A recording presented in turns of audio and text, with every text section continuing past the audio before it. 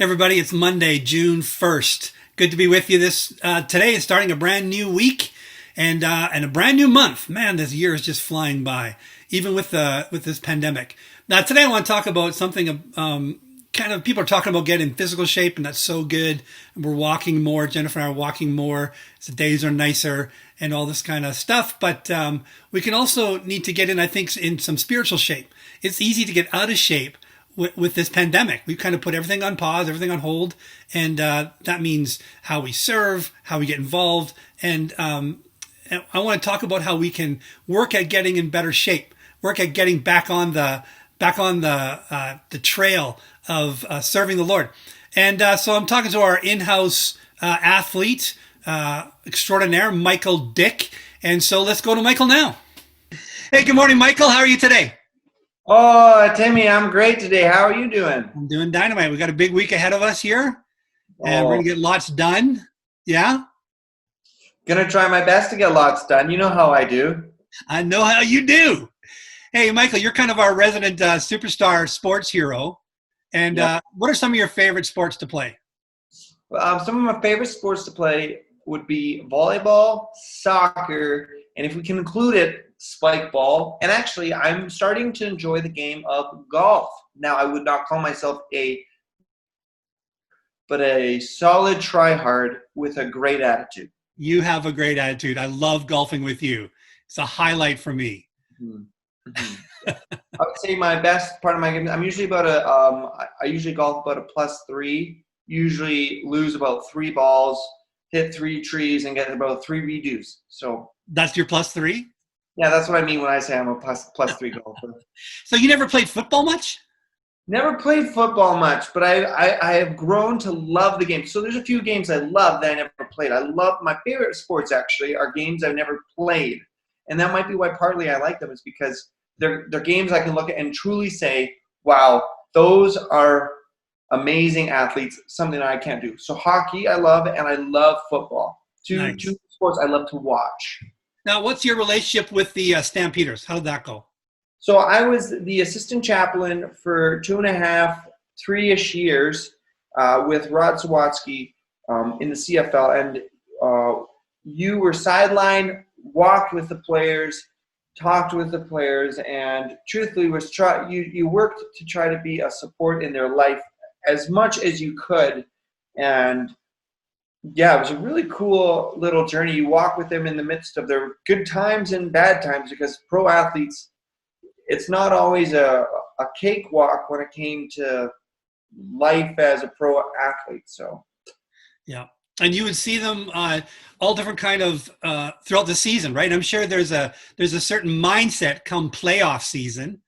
There's a certain digging down that, you just ignore all the hurts and the pains. yeah. You're just going, you just want to keep winning.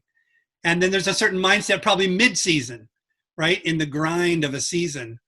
I want to talk about the mindset that's kind of at the very beginning, even at the beginning of training camp. They haven't been, they've had the summer or the winter off or whatever, and they're kind of getting back in. What are people like when they come first day of training camp?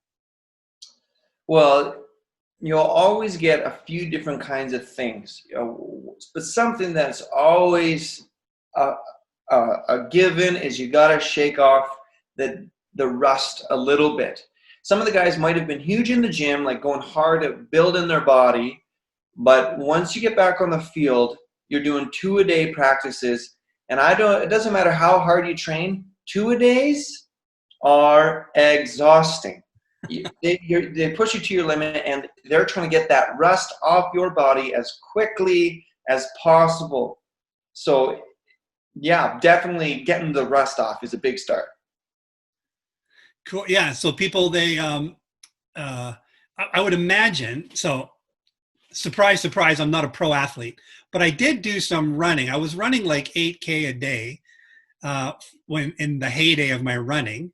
And but then I would get sick and something would happen with my kidney or with gout or something like that. And I'd have to stop and take a break and then try and start again. And starting, it's almost like that's the hardest thing to do in athletics. Yeah.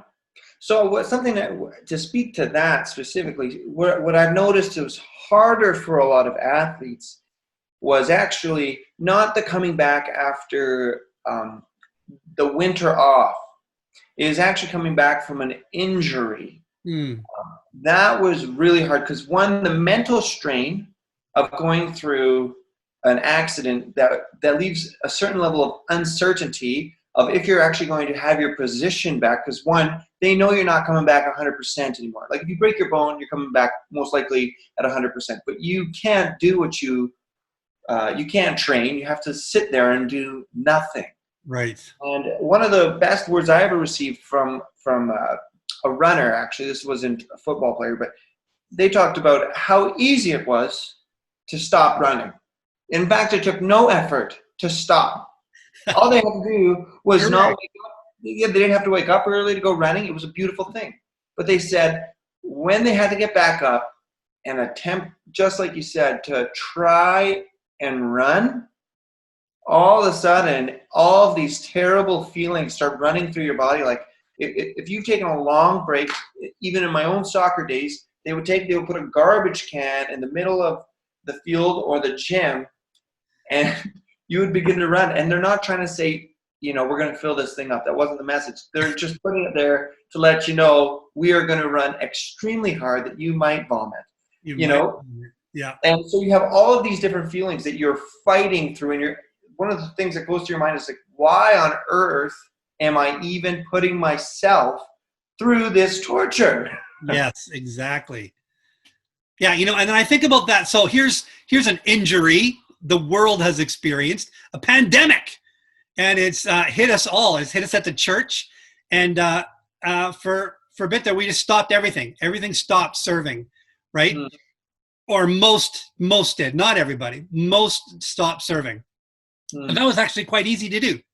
Like you say, stopping running. You just, hey, I don't have to show up and do this thing anymore. And that's a nice break.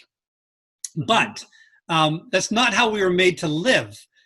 Jesus said, even the Son of Man did not come to be served, but to serve. And so we've got to serve. And while it was really easy to stop serving, now we're talking about getting going again. That could be a really difficult thing. Mm-hmm. Yeah, absolutely. The few things that I think about, like you were talking about, there are seasons in life, regardless of pandemic aside, there's seasons of life where it's a go, go, go, go season. And there's other seasons where all of a sudden, you could try to conjure up a ministry and it's just like there is nothing to be had, or do stuff and there's just nothing to do. And those seasons are going to come. But what I would say in those seasons, the key word, at least for me in this time, has been intentionality. And picking certain things to be intentional about. Not all things are worth being intentional about, depends on the person. But something that I see is being intentional to, one, remember what you're fighting for. And what is our end goal in all of this? Pandemic aside, what's a line that we could say, regardless of whatever season you're in, is still always true of what you want your life to look like? Yeah. And the fact is, I always want my life to reflect how Jesus walked on earth. And I need to be intentional, in fact, even more intentional now, when it's not as easy right now to look like him. Because, one, I'm like you, Tim, and I like being a people pleaser. I don't have people to please right now. You're pleasing me, Michael.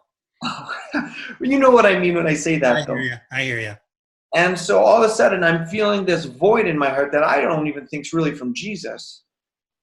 But now I have to go, but my actual goal in life hasn't changed, and it's to live a life that looks and honors Jesus. And so how do I do that in this time, and waking up and not quitting to wrestle with that? Yeah. And as well, being intentional to do those things every day. So I know, one, be intentional. What am I actually living for? And this pandemic doesn't change that. And two, the things that I actually wake up and do every day.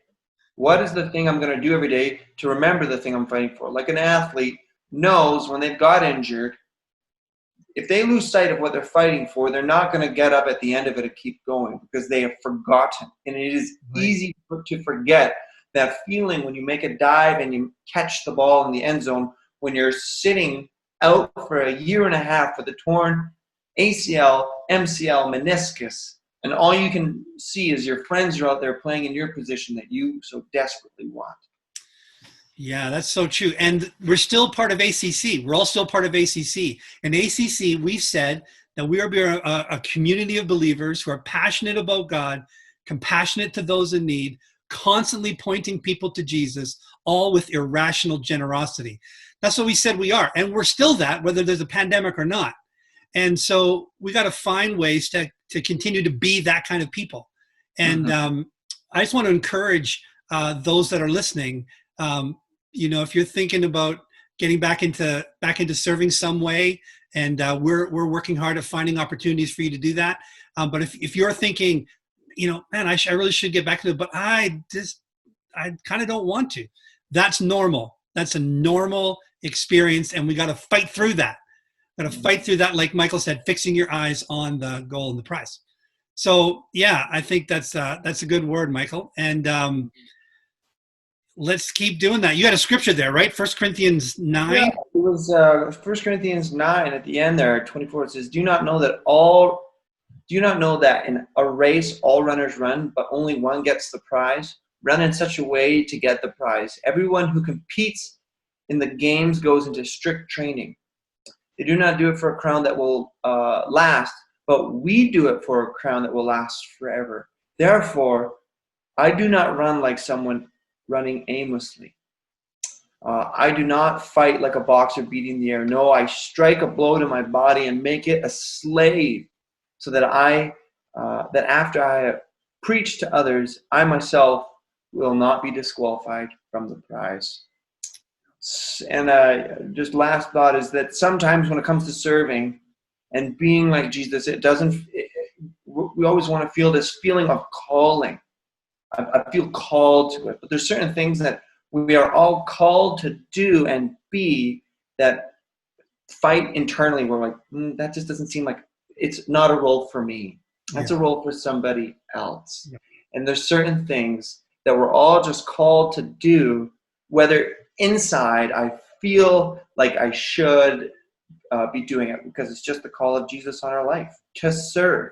And sometimes the way we're called to serve isn't the way that I would love to, but knowing that I'm doing it for an end goal prize of honoring Jesus with my life, it helps give perspective to sometimes the things that we're be called to step into.